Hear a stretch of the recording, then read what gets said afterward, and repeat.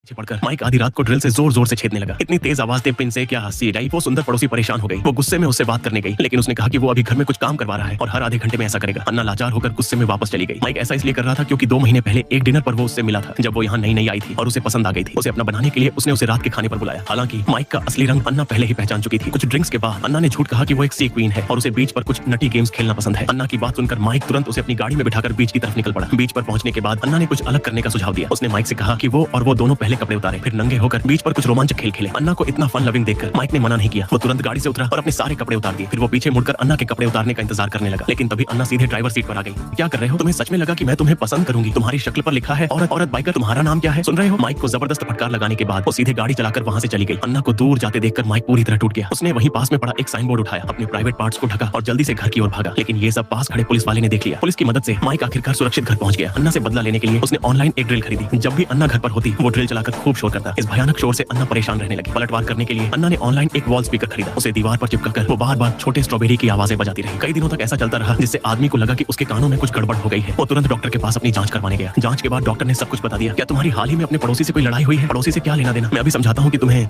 घर पर ही छोटे स्ट्रॉबेरी की आवाज क्यों सुनाई दे रही है, कंपनी में क्यों नहीं सुन रहे? ये जानकर कि अन्ना ही उसे परेशान कर रही थी, माइक अगली सुबह से ही उसके पीछे पड़ गया। जब उसने देखा कि वो कंपनी में काम पर चली गई है, तो माइक ने एक डिलीवरी बॉय का नाटक किया और एक पैकेट रिसेप्शनिस्ट को दिया, जिसे उसे मीटिंग में बैठी अन्ना को देना था। उसने झूठ कहा कि अन्ना को मीटिंग में इसकी जरूरत है। जैसे ही रिसेप्शनिस्ट ने वो चीज अन्ना के पास रखी, माइक ने बगल से रिमोट दबा दिया। अचानक हुई कंपन से दूसरे सहकर्मियों का ध्यान गया। अन्ना ने हैरानी से उसे खोला और देखा कि वो एक बहुत ही पर्सनल चीज थी। वो तुरंत समझ गई कि ये माइक की करतूत है। घर आकर माइक खुशी से नाचने लगा। अन्ना को शर्मिंदा करने से ज्यादा उसे कुछ भी खुशी नहीं दे सकता था, लेकिन उसकी खुशी ज्यादा देर नहीं टिकी। माइक को अचानक पुलिस स्टेशन से फोन आया। फोन पर कहा गया कि किसी ने उसे महिलाओं के साथ छेड़छाड़ की शिकायत की है और अगर वो समझदार है तो जल्दी से पुलिस स्टेशन आकर सरेंडर कर दे। इस अचानक फोन कॉल से माइक डर गया और तुरंत पुलिस स्टेशन पहुंचा। उसे लगा कि शायद किसी ऐसी लड़की ने शिकायत की है जिसके साथ उसकी एक रात गुजरी थी। लेकिन जब वो सब सच बताने वाला था तो पुलिस ने कहा कि किसी महिला की कोई शिकायत नहीं आई। क्या कोई तुम्हें परेशान कर रहा है? माइक को तुरंत सब समझ आ गया। ये जरूर अन्ना की नई शरारत थी। उससे में वो घर वापस आया और अन्ना के दरवाजे की घंटी बजाई। ओए बदमाश, क्या तुम बीमार हो? क्या तुम्हें गिरफ्तार कर लिया गया है? लगभग पहचानते ही नहीं। ये देखकर कि अन्ना गंभीर हो गई है, माइक ने जल्दी से कहा कि उनकी आपस में परेशान करने की लड़ाई यहीं खत्म होती है। उसके किराए के अभी 2 महीने बाकी है और जैसे ही उसका किराया खत्म होगा वो तुरंत यहाँ से चला जाएगा। उम्मीद है कि इससे उनका हिसाब किताब बराबर हो जाएगा। इतना कहकर माइक मुड़ा और कमरे से चला गया। हालांकि माइक की बातों से अन्ना थोड़ी असहज हो गई। इतने समय तक एक दूसरे को परेशान करने के बाद अचानक ही सुनकर कि वो जा रहा है, उसे थोड़ा बुरा लगा। क्या यही प्यार का एहसास है? इसके बाद दोनों ने एक दूसरे को परेशान करना बंद कर दिया। मिलने पर भी वे अजनबियों की तरह थे। कोई बातचीत नहीं, कोई मेल जोल नहीं, लेकिन आखिर वे पड़ोसी थे। चाहे नीचे सुपरमार्केट में हो या दरवाजे पर लिफ्ट में, वे हमेशा एक दूसरे से मिलते रहते थे। धीरे धीरे दोनों को एक ही समय पर महसूस हुआ कि वे शायद एक दूसरे से प्यार करने लगे हैं। लेकिन पहले की आपसी परेशानी के कारण किसी में भी हिम्मत नहीं थी कि वो खिड़की के पर्दे को हटाए। और अन्ना, जो कभी शराब नहीं पीती थी, अब दुख भुलाने के लिए बार में जाने लगी।